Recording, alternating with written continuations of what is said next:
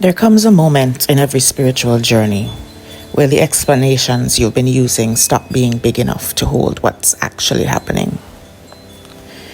There is something I need people to understand, because too many learn this lesson the hard way. Do not underestimate the lengths unhealed people will go to when envy and entitlement turn into a God complex. Some people look at your life, your peace, your growth, your blessings, your favor, and they decide quietly within themselves that you shouldn't have it.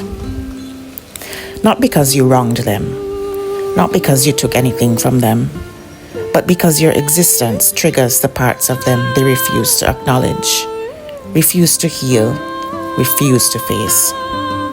And when someone is deeply unhealed, when they have spent years avoiding accountability, avoiding their shadow, avoiding their inner work, that avoidance breeds disillusion. It creates the illusion that they are owed what you have. They deserve your life more than you do. Your blessings should belong to them. Your relationships, your reputation, your opportunities, your stability should have fallen into their lap instead.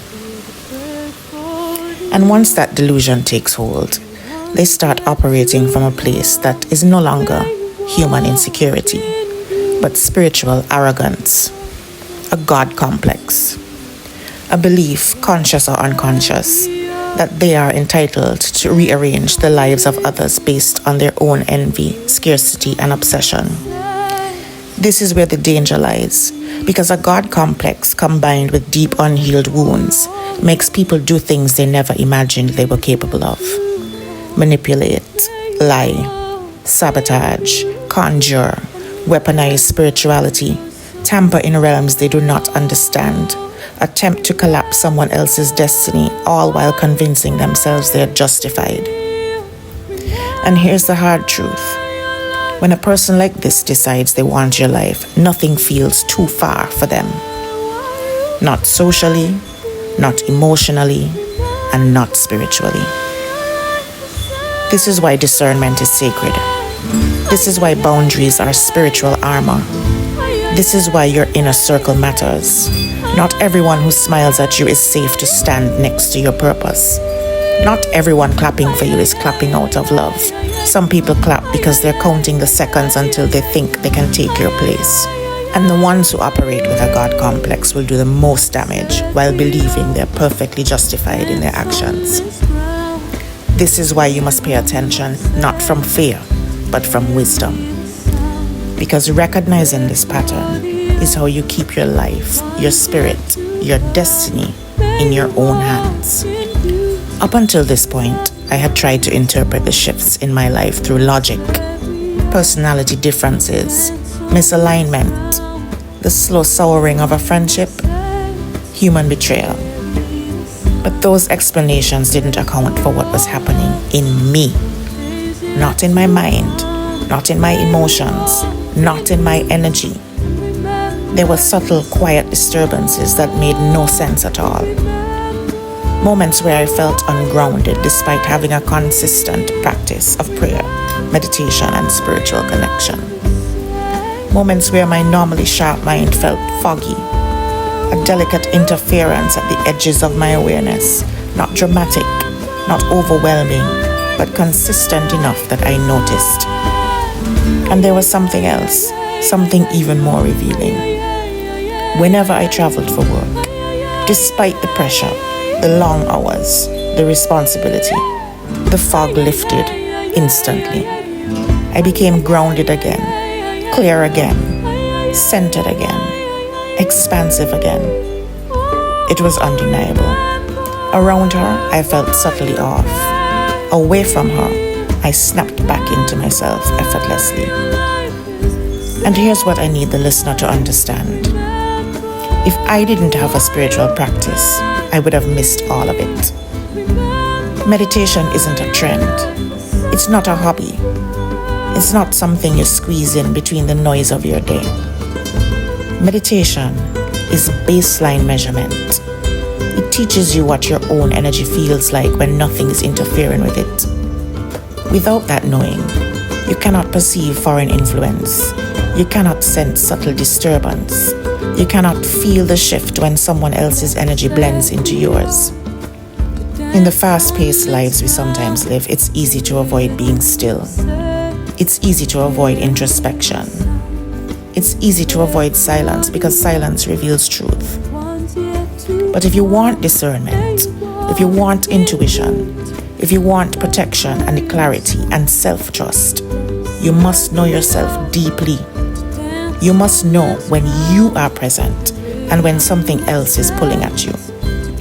That's how I caught the early interference, because I also noticed behaviors from myself that didn't feel like me. Like picking up bar bills and dinner bills more than I intended without thinking, not from generosity, but from a subtle compulsion, a gentle tug at my energy that didn't feel like my own will. I would ask myself, why am I doing this? And do it anyway. That's not kindness. That is not habit. That is energetic manipulation. After these realizations, more memories surfaced, data points I had overlooked. She once sent me a money ritual, a jar spell she found online years before any of this unfolded. At the time, I laughed it off, dismissed it as foolishness. But God gives us information long before we know we'll need it. Because what I didn't know then was this. Right after I moved back to St. Kitts, 6 weeks after reconnecting with her, my hair began shedding. Not mildly, not seasonally, not because I was styling it differently. It was shedding significantly. If my hair were not naturally thick and abundant, unmanageable even, I would appear bald today. 14 years passed like this. Then, in the months leading up to our final interaction, the shedding intensified. Because by then, she was confident. By then, she was dabbling harder, targeting my appearance, my stability, my finances, my home, my mental clarity, my reputation, my spiritual alignment, trying to undermine me in every realm she could. And there was something else she targeted, something so personal, so tied to confidence, so tied to identity that even now looking back, I am shocked at how calculated it was. My skin. For years, and more noticeably leading up to our final interaction, my skin started flaring up uncontrollably. Not a breakout, not stress acne, not hormones. This was something else. I went from having fairly balanced skin to experiencing severe, persistent inflammation that no amount of care could soothe. I was in and out of the dermatologist's office, appointment after appointment, prescription after prescription. They put me on some of the strongest acne medications available, and every time the dosage increased, every time the treatment intensified, my skin did not improve. Nothing made sense. And what made the entire situation even stranger was the one person who should have been able to help did nothing. She was into skincare. This was her field, her expertise. But she never once offered support. She never once shared advice. She never said, "Let me take a look. Let me help you." Instead, something else happened. One year, at my company's Christmas party, I won a facial as a raffle prize. A thoughtful gift, something I was excited to use. She made sure she was the one to take the appointment. I never requested her. I never asked for that. But she positioned herself there anyway. And what I received was the most subpar facial I've ever had. I have a magnification mirror at home. I know my skin. I know when I need extractions. I could see them. But during the appointment, she examined my face with a magnifier even stronger than mine and looked at me directly and said, "Your skin is perfect. You don't need extractions." I remember sitting there feeling something in my spirit shift. Because it wasn't incompetence. It wasn't oversight. It wasn't ignorance. It was sabotage. Another quiet distortion. Another subtle harm. Another instance of her positioning herself in a place where care was expected and choosing damage instead. Part of the same pattern, part of the same intention, part of the same spiritual interference that had been weaving itself through my life long before I fully realized what was happening. But here's the truth. You don't have to believe in spell work for it to affect you. Just like you don't have to believe in electricity to get electrocuted if you touch a live wire. Spiritual laws operate whether you acknowledge them or not. And one of the most universal laws across every spiritual tradition on earth is this. Karmic and energetic laws across many traditions warn us that harmful intention that cannot attach to its target remains bound to its sender. Energy must complete a cycle, and when it cannot find resonance in the recipient, it returns to its source. It cannot vanish or sit unclaimed. It must go somewhere. This isn't superstition. This is energetic law, found in physics, in mysticism, in scripture, in every spiritual lineage that studies cause and effect. And this is where purity of heart matters. Because I wasn't dabbling, because I wasn't manipulating, none of what she sent could attach to me. So where did it go? Back to her, with accuracy, with resonance, with spiritual physics behind it. I don't say that with joy. I don't say it with vengeance. I don't say it with satisfaction. I say it the way an electrician says that wires conduct current, because it is simply what happens. Then came the confirmation no one could argue with. I'm an excellent driver. I pride myself on it and I enjoy it. One day, a single day, I avoided 4 road accidents. Each one should have been catastrophic. Each one should have ended differently. Each one came out of nowhere. And every time impact was diverted, something intervened. Something shifted reality just enough to keep me alive. The first one was dismissed as just one of those near misses. But 2, and then 3. By the 4th one, I was deep in the presence of God. The shield, the protection, the intervention. They were active then, working against me, actively sending things, actively conjuring, actively manipulating energy, thinking they were going unnoticed, without any real understanding of what they were doing, what darkness they were poking and summoning, and how it would behave once they unleashed it. All the while hiding behind psalms, referencing the Bible in social settings, painting themselves as faithful followers of the Christian faith, judging me for my own relationship with God, judging me as worthy of ostracization.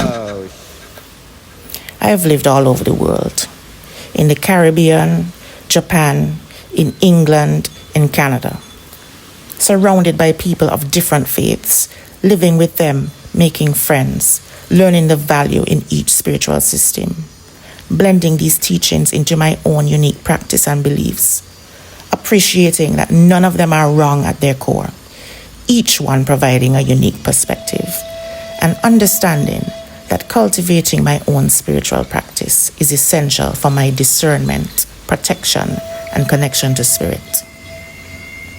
But every attempt they sent my way was intercepted. Every attack was deflected. Every intention returned to sender. And after each near accident, I whispered the same words, "Thank you, God."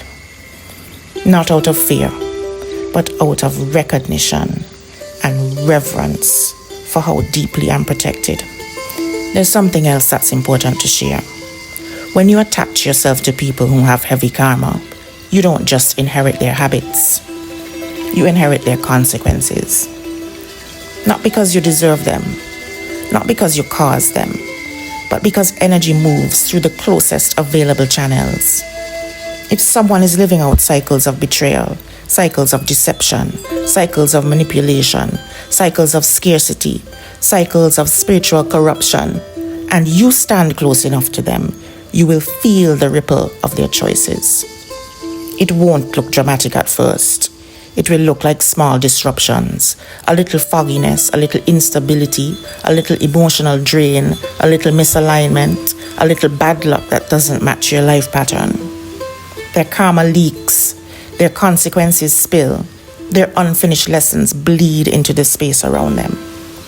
And if you're empathetic, if you're spiritually open, if you're generous, if you're not grounded in ritual and spiritual hygiene, you'll absorb what was never meant for you.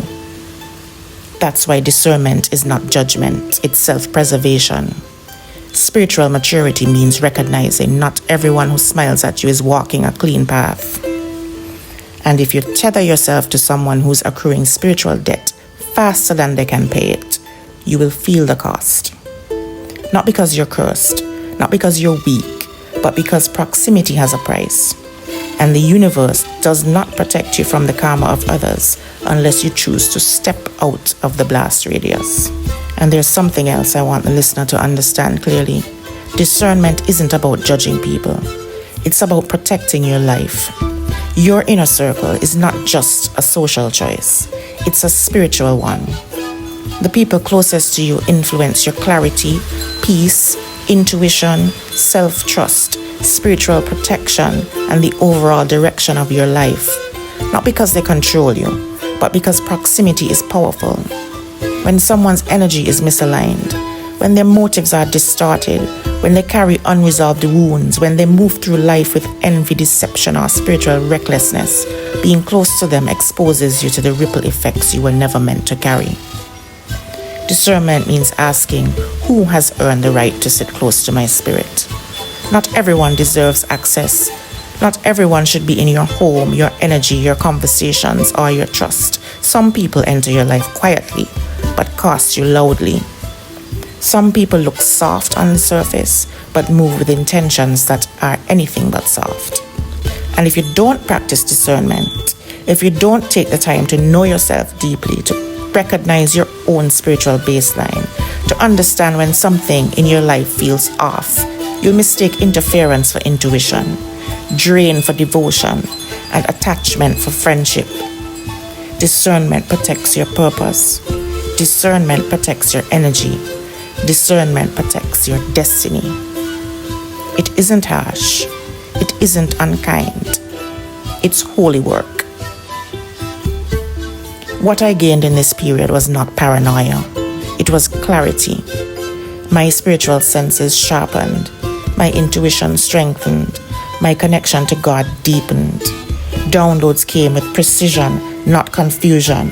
And most importantly, I saw myself clearly. The parts I had abandoned, the boundaries I never set, the intuitions I ignored, the ways I had dimmed my own gifts to make others comfortable. This was the turning point, not the destruction, the resurrection. Part 4 is not the climax. It is the reveal. The moment I understand what I was actually dealing with. Part 5 is where everything changes. Part 5 is where we meet the part of me that was never meant to stay quiet.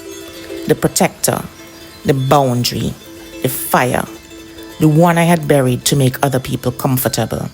The dragon I used to protect even her, but then hid away like something shameful, only worthy of being hidden away. And in part 5, she rises.